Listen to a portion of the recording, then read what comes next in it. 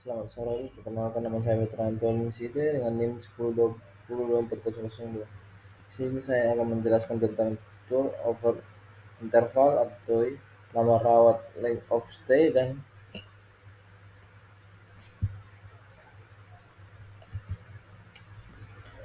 tour over interval atau TOI, yang dimana average period in that average bed frequent BTN disagree of on BTN the administration of text, yang dimana tempat tidur pada periode tertentu tidak terisi antara pasien keluar atau meninggal dan pasien masuk berikutnya.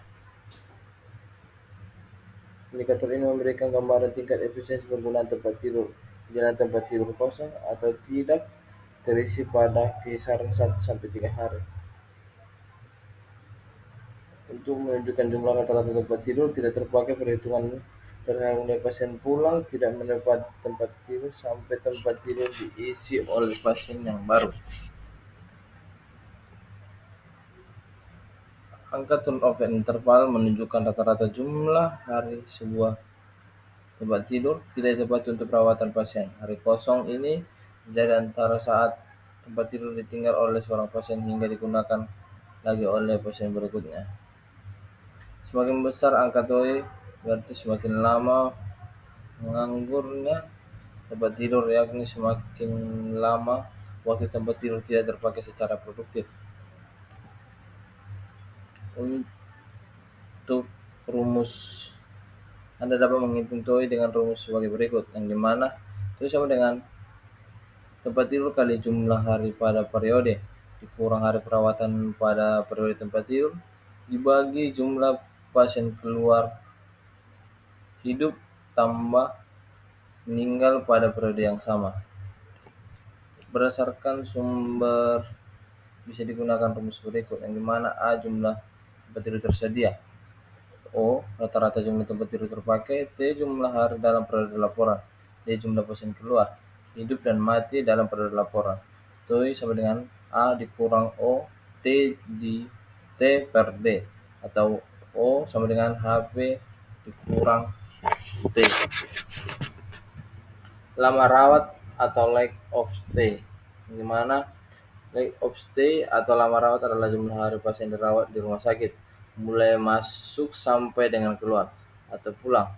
Digunakan dalam pelaporan keuangan, misalnya untuk membandingkan pasien dengan kelompok diagnosis dalam sistem pembayaran profit yang digunakan BPJS Kesehatan dengan mengenali tingkat keparahan penyakit, penggunaan sumber daya, dan kompleksitas pasien melalui kelompok diagnosis dan lama rawat. Untuk contoh hasil evaluasi perbandingan loss antar dokter dapat dilihat pada gambar. Dalam gambar ini tampak ada lima orang dokter pengguna jawaban pelayanan DPJP yang sama-sama merawat pasien dengan diagnosa tertentu. Misalnya diagnosa kode INA K417I. Dokter C dapat merawat pasien dengan loss paling singkat, yaitu sekitar 2,9 hari, sedangkan dokter B merawat pasien dengan loss 4,4 hari. Dengan demikian dapat disimpulkan bahwa dokter B adalah dokter yang paling tidak efisien dalam mengembangkan pelayanan. Hal ini perlu dievaluasi lebih lanjut dengan menelaah dokumen klinis rekam medis untuk mengetahui penyebab dokter B memperpanjang loss pasien. Anda dapat menghitung loss dengan menggunakan rumus sebagai berikut. Loss dengan tanggal keluar dikurang tanggal masuk. Jika terjadi bulan depan yang berbeda tanggal masuk. Untuk cara menghitung LD, pasien yang masuk dan keluar pada tanggal yang sama. Misal 25 Juni sampai 25 Juni dihitung lossnya 1 hari karena meskipun hanya berada di rumah sakit sebagian hari tetap dihitung 1 hari perawatan. Jika pasien masuk tanggal 25 Juni dan keluar tanggal 26 Juni, maka loss dihitung 1 hari karena perhitungan berdasarkan pada tanggal 24 dikurangi tanggal masuk. Untuk tanggal masuk 25 Juni dan keluar 30 Juni, lossnya adalah 5 hari karena perbedaan tanggal adalah 5 hari.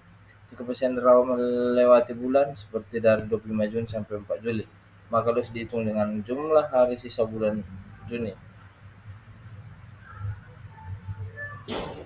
Baik, sekian dari hasil persentase saya, Bu. Selamat sore. Terima kasih.